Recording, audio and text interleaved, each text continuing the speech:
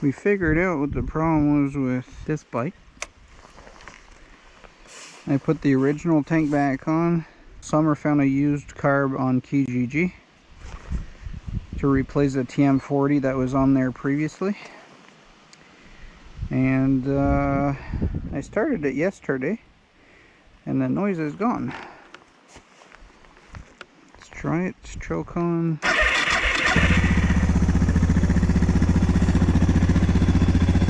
And there it is. Summer with her new gear, looking sexy. No noise whatsoever.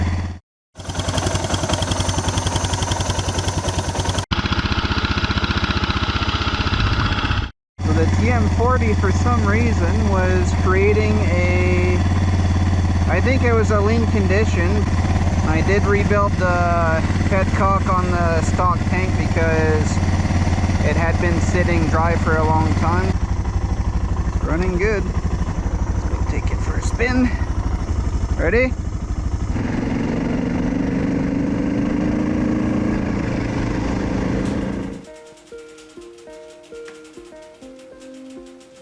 So back before we knew that it was an issue with the carb, we were learning how to lap the valves and replace valve oil seals.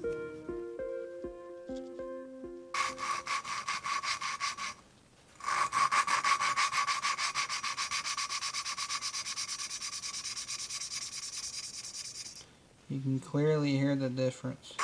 Yeah.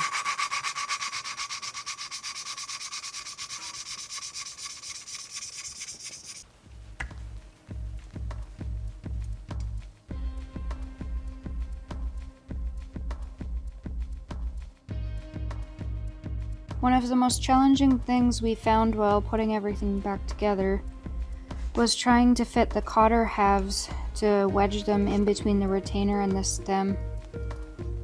We had a valve spring compressor that we picked up from Canadian Tire for $26, just a generic one. And it kept slipping off, so it was difficult and required a lot of patience to get those little cotters back in.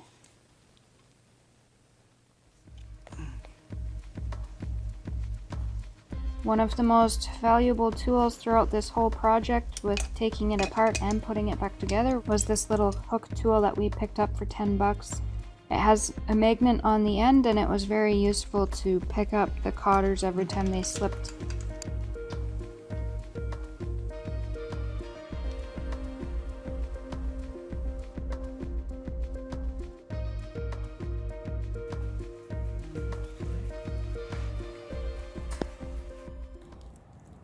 It's 8:30 p.m. on April 30th, and we got a freak snow windstorm. Power's out. Production on putting the bike back together has come to a screeching halt. Not starting all that over because Ben has to get in there. May 1st, everyone.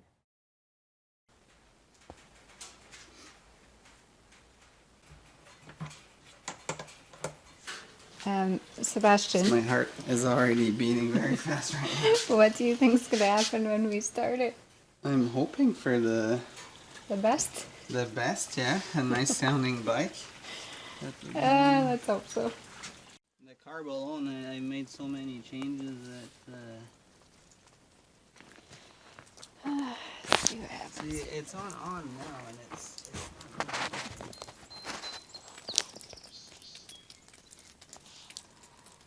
ooh, baby. Choke. So I'm gonna start.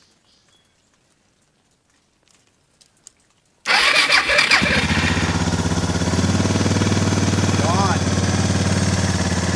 So far. The noise is gone.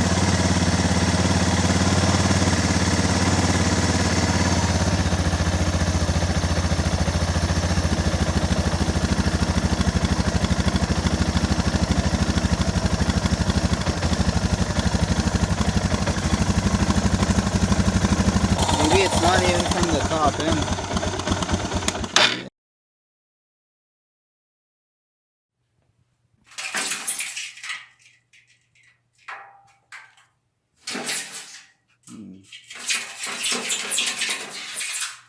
Do you think it's a bet?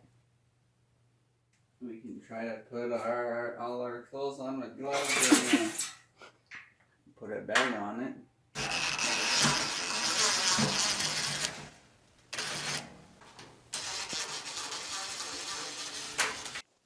Show me the claw marks again.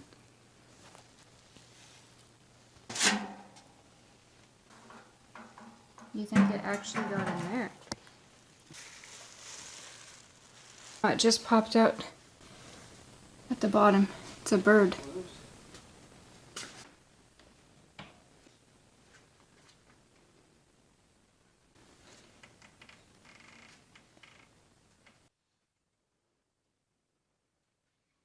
Probably exhausted.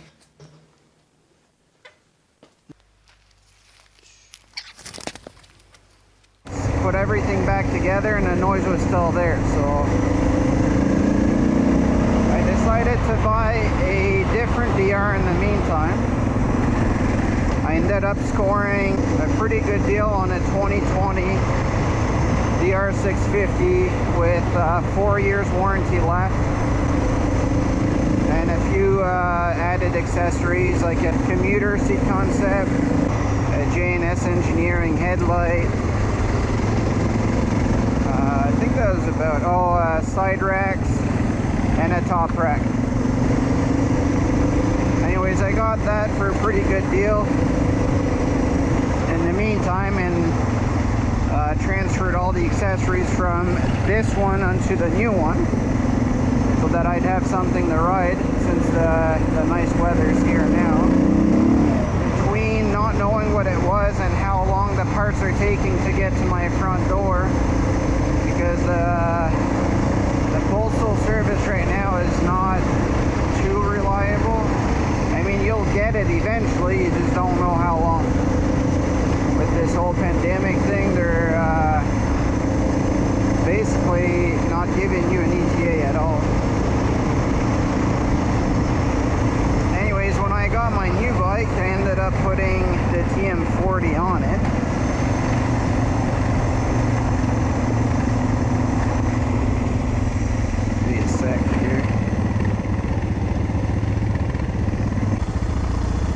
Yeah?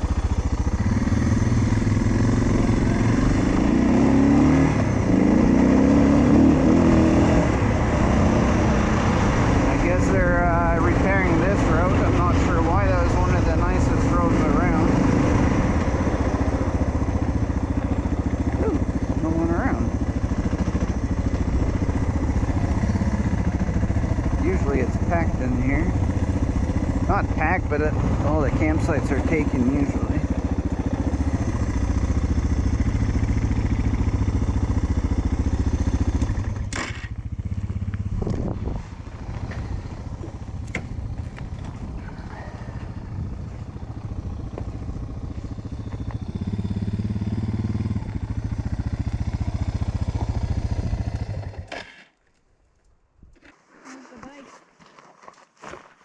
It's a bit louder because the airbox is open, but it runs perfectly fine. Good. There's nothing wrong with the bike itself. 100 legs are way better. They actually... Well, you can tell it's actually fitted. It's a bit stiff in here, but I think it'll work itself in. Yeah. Yeah, it's got to be broken in. And it's weird to get used to this because it's high. My other one was really low. I like it. Yeah, it doesn't let any wind in. Like before, I always had a cold draft. Now with that double flap, there's no wind coming in. So Summer ended up picking up a new set of gear made by Scorpion. We were a bit leery at first because we ordered it off Amazon, and for the price we thought it might have been a knockoff. But she got the pants and the matching jacket for $220. And it has the liner and the waterproof liner. It has 3 liners, windbreaker and a waterproof liner, and the outer layer. There's vents on the arms, shoulders, back for the exhaust that are open right now. Yeah, reflective everywhere, like it looks really good. A lot better form fitting than the last set of gear she had. Only thing I did is I upgraded the hip armor. Yeah, we transferred the D30 armor, the hip pads from her previous gear, and the back piece. We ended up cutting it to fit, but it's a Viper D30 armor for the back piece. The rest, the elbows and shoulders were perfect already, and the knees. It's not gonna stay clean long though. I already got it dirty. Yeah, that's okay. With all the dust. Matches her bike pretty good though. It's all black and gray. And my new fender. And silver. Yeah, we ended up changing the YZ 450 front fender to a Suzuki RM 250 fender. That one didn't need to be drilled out. It's the same holes. It's OEM fit. And I think it fits, it matches the DR's personality a bit better. And we changed the bulb too. Yeah. And we ended up putting LED bulb in there. Super bright. So now this one I'm gonna end up selling it because I got my new one.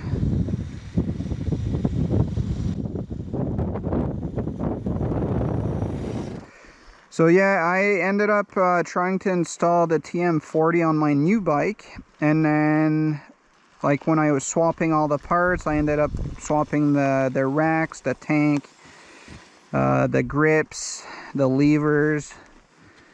I ordered a new set of handguards so I could sell this one with handguards. But anyways, I ended up swapping the TM40 carb onto my new bike. And the second I started it, 10 seconds later, it started knocking the exact same as this one. So then I knew it was a fueling issue, and obviously I narrowed it down to the carb being the issue. But it was either knocking or pinging. I'm not sure if it's a jetting issue. I tried a bunch of different jets. Everything on the bike is stock except the top of the air box that's opened.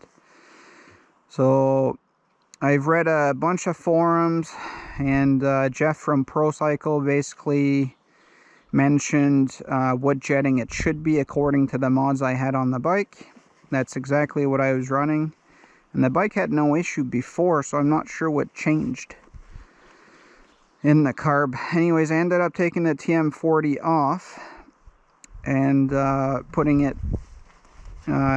the stock one back in this bike, the one that Summer had found on Kijiji.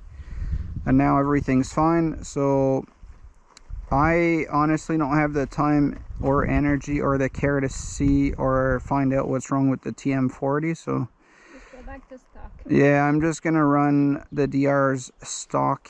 For us, they're plenty of power, fuel efficient, well, as much as a DR650 can be. And that's it. Just gonna run them the way they are. So I'm glad that it wasn't anything internal. That got a refresh on the top end. Relapping the valves actually made it pretty good. This bike's completely sorted out now. I was just ended up putting the stock tank back on. And it'll go to a lucky new owner.